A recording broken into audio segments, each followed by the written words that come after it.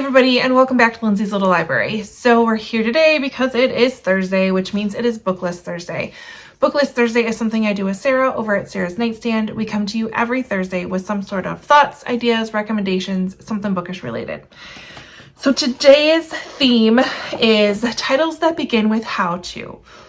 I kind of went down a rabbit hole of like some self-help books and I couldn't really come up with a great list, so I decided to change directions and we're going to go with all fictional books that start with the words how to. I have read a few of these, have yet to read a few of these. It's a good little variety. So the first one I want to talk about is How to Sell a Haunted House by Grady Hendrix. This is a super creepy horror book that follows, what's her name, Louise.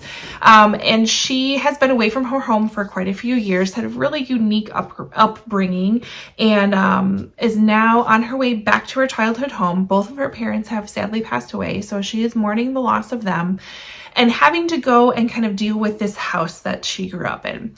So her dad, I believe, was like a professor, and her mom was a puppeteer, has a huge collection of puppets and dolls that all need to be dealt with before they can put this house on the market. She also has her brother, and I think his name's Mark. He isn't the most reliable person, definitely has a say in what's happening, but not, like, she just wants to sell the house and move on and be done. But we find out that the house doesn't necessarily want to be sold. So we go from there. Definitely creepy, and just creepy. So audiobook I heard is good. I did not listen to the audiobook, but they definitely do an interesting job with some of the characters. So yeah, there we go. Very crazy. I don't even know how to explain it. The next one I want to talk about is How to Stop Time by Matt Haig. Now this is on my to be read list. I read his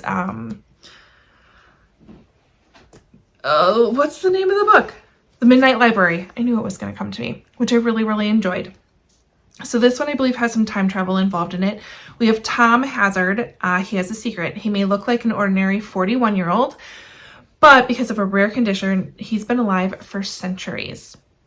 So not time travel. Anyways, from performing with Shakespeare to sharing cocktails with F. Scott Fitzgerald, Tom has seen a lot. But now, after over 400 years of reinventing himself to escape detection, he just wants an ordinary life. The only rule he has to follow is don't fall in love. When Tom catches the eye of a woman, everything begins to unravel. Caught between the danger of discovery and the desire to build a real life, Tom learns that the thing he can't have might be the thing that can save him. So Matt Haig, I love the way that Matt Haig does his writing. I love, like, the Midnight Library. It was so thought-provoking that I have a feeling this will be a similar journey. So I'm excited to get to that one.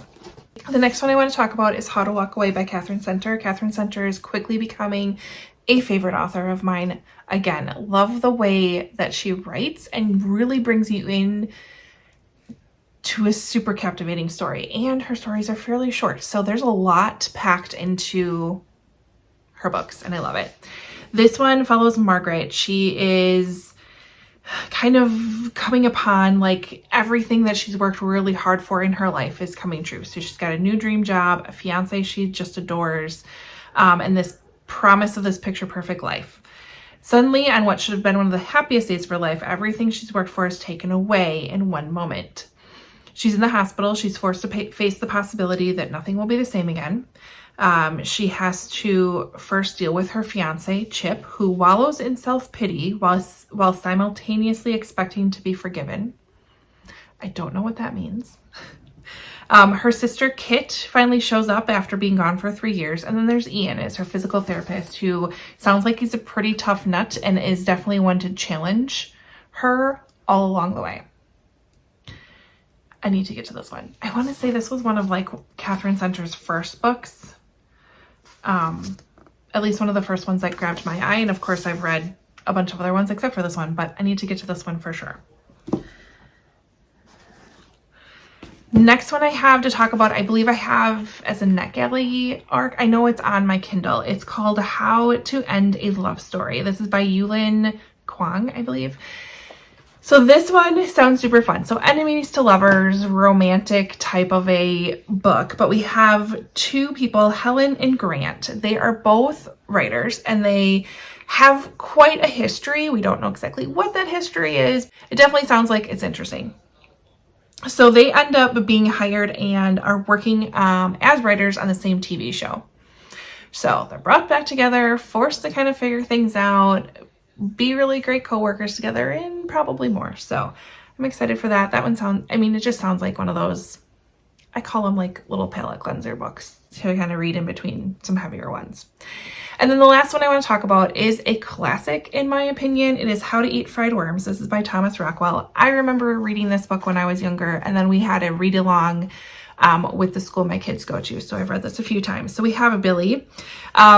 He's a fun kid. He decides to take on a bet to eat 15 worms in 15 days. And if he does this, then Alan owes him $50. So he embarks on this journey to eat these worms, and he kind of tries to, you know, make them palatable by adding some condiments and making it interesting. And he finds that he's actually able to do it. And so Alan has to come up with some different schemes to kind of, you know, try to get in the way of him winning this bet. So it was a fun book. I know my kids enjoyed it. Again, I enjoyed it. It's kind of one of those just classics that I feel like are fun to have on the shelf, which I do have somewhere, just not up here. I think they're downstairs. So anyways, those are my 5 how-to books for you this week. Head over to Sarah's channel and see what she has. Otherwise, like, comment, subscribe, and all that fun stuff. And I will see you next time. Bye.